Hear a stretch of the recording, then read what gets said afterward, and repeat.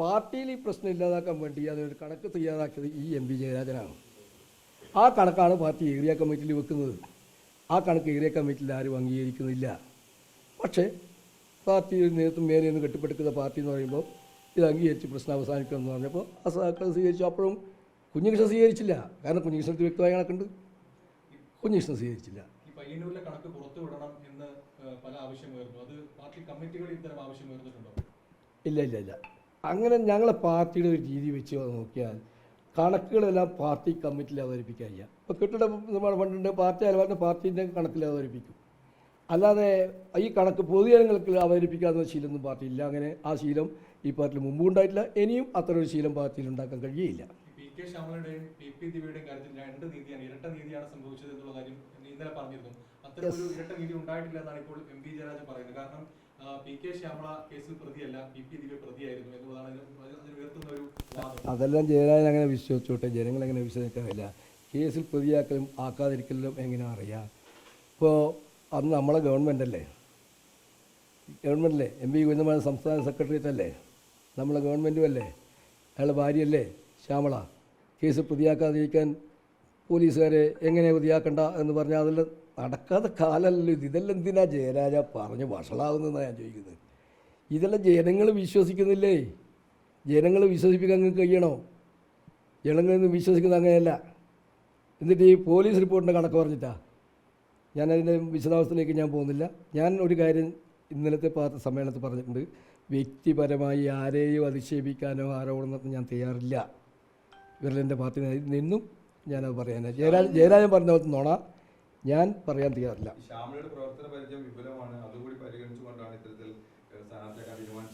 ഓ, ശ്യാമളയുടെ പ്രവർത്തന സുശീല ഗോപാലിനൊപ്പം ബിന്ദു എന്താ നമ്മളെ പ്രകാശ് കാരാട്ടിൻ്റെ വൃന്ദാകാരാട്ടിനോടൊപ്പം ഒക്കെ നിൽക്കേണ്ട ആളല്ലേ. ആയിക്കോട്ടെ, എനിക്ക് വിരോധമില്ല. നിങ്ങൾ എൻ്റെ പൊന്നു സഖാക്കളെ, നിങ്ങൾ ജില്ലാ സെക്രട്ടറിയും സെക്രട്ടേറിയറ്റ് മെമ്പറും അല്ലേ, നിങ്ങൾ ജനങ്ങളിടയിൽ വന്ന് അന്വേഷിക്ക് എന്താണ് നിങ്ങളുടെ ഈ പറയുന്ന പരമോന്നത നേതാവിനെ കുറിച്ചുള്ള ജനങ്ങളുടെ അഭിപ്രായം എന്ന് അന്വേഷിക്കാദ്യം. ഞാൻ വെറുതെ പറയുന്നത് സ്ഥാനാർത്ഥി പ്രഖ്യാപനവുമായി ബന്ധപ്പെട്ടുള്ള കാര്യങ്ങളൊന്നും ചർച്ച നടത്തിയിട്ടില്ല എന്നാണ് പറയുന്നത്. അങ്ങനെ തോന്നുന്നുണ്ടോ?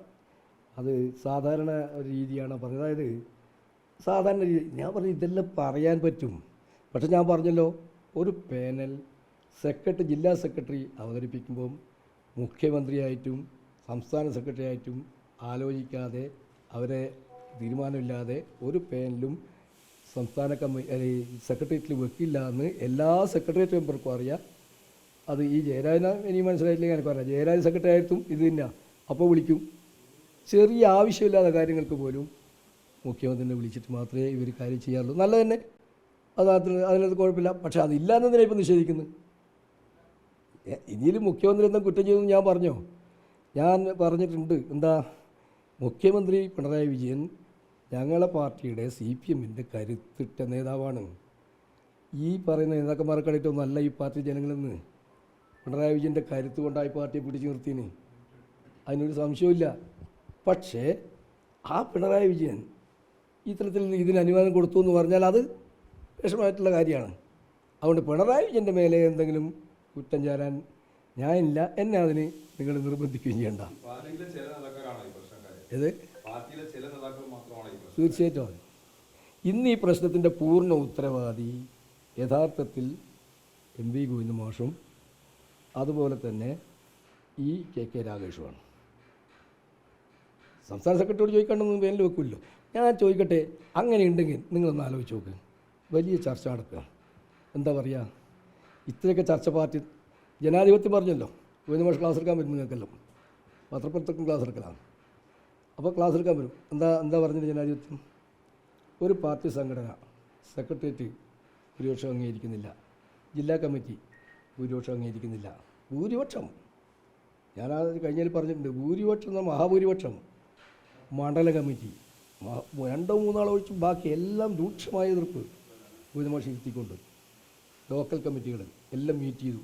ജയരാജനും രാഗേഷും എല്ലാം ചേർന്നാണ് ഇതെല്ലാം മീറ്റ് ചെയ്തത്. ഇങ്ങനെ മീറ്റ് ചെയ്ത ഘട്ടത്തിൽ ഏതെങ്കിലും ലോക്കൽ കമ്മിറ്റി ഇതിനെ അംഗീകരിച്ചിട്ടുണ്ടോ? എന്താ ജനാധിപത്യം? പാർട്ടിയിൽ ഉടനീളം അംഗീകരിക്കപ്പെടാത്ത ഒരു പേരിനെ അടിച്ചേൽപ്പിക്കുന്നത് എന്ത് ജനാധിപത്യം എന്നാ പറയുക? നിങ്ങൾ ജനാധിപത്യമാണ് പറയുന്നുണ്ടെങ്കിൽ ലോക്കൽ കമ്മിറ്റി എല്ലാം പോട്ടെ, മണ്ഡലം കമ്മിറ്റിയിൽ നടന്ന ചർച്ചയുടെ അടിസ്ഥാനത്തിൽ നിങ്ങൾ ഈ ടീച്ചറെ പിൻവലിക്കലായിരുന്നു. എനിക്ക് വ്യക്തിപരമായിട്ട് വിരോധം ഉണ്ടായിട്ടൊന്നുമല്ല. ആ ടീച്ചർക്ക് മാഷ ഭാര്യ ആയതുകൊണ്ട് ഇത് പറ്റില്ല എന്നൊന്നും എനിക്ക് അഭിപ്രായമില്ല. പക്ഷേ ഒരു പാർട്ടിയാകെ ഇത് പറ്റില്ല എന്ന് പറയുന്ന പേരിനെ എന്തിന് നിങ്ങൾ അടിച്ചേൽപ്പിച്ചു? 101% ഇക്കാര്യത്തിലില്ല. എല്ലാ കാര്യത്തിലും അങ്ങനെ ഞാൻ പറയുന്നില്ല. ഇക്കാര്യത്തിൽ 101% ഉൾപ്പാട്ട് ജനാധിപത്യത്തിൽ പൊളിച്ചു തകർത്തുന്നിട്ട് എൻ്റെ ഭാര്യ അടിച്ചേൽപ്പിച്ചു. ആ അടിച്ചേൽപ്പിച്ചത് ഈ നിയന്ത്രണങ്ങളൊക്കെ വേറൊരാൾ MLA ആയി വന്നാൽ ഇയാൾക്ക് ഈ നിയന്ത്രണങ്ങൾക്ക് നടക്കില്ല. അപ്പോൾ എൻ്റെ ഭാര്യ തന്നെ വരണാട. ആ ഭാര്യ എന്ന് പറയുന്നത് ഈ മാഷെ ഒരു ബിനാമിയാണ്. ബിനാമി എന്ന് പറഞ്ഞാൽ ഭാര്യ ബിനാമി എന്ന് പറയാനില്ലല്ലോ. അയാൾ പറയാണ്ട് ഒന്നും സ്വീകരിക്കില്ലല്ലോ.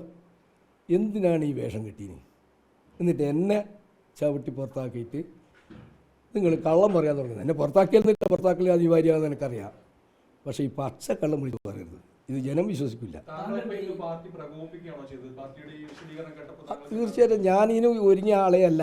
ഞാനിത് പറഞ്ഞു, ഞാൻ രാഷ്ട്രീയമായിട്ട് ഈ നയത്തോടെ എനിക്ക് ശക്തിയായിട്ടുള്ള വിയോജിപ്പുണ്ട്, അതുകൊണ്ട് ഞാൻ ഇതിനില്ല എന്ന് പറഞ്ഞ് എന്നെ അങ്ങ് വെറുതെ വിട്ടിട്ടുണ്ടെങ്കിൽ ഞാനങ്ങ് പോയിക്കോളൂ.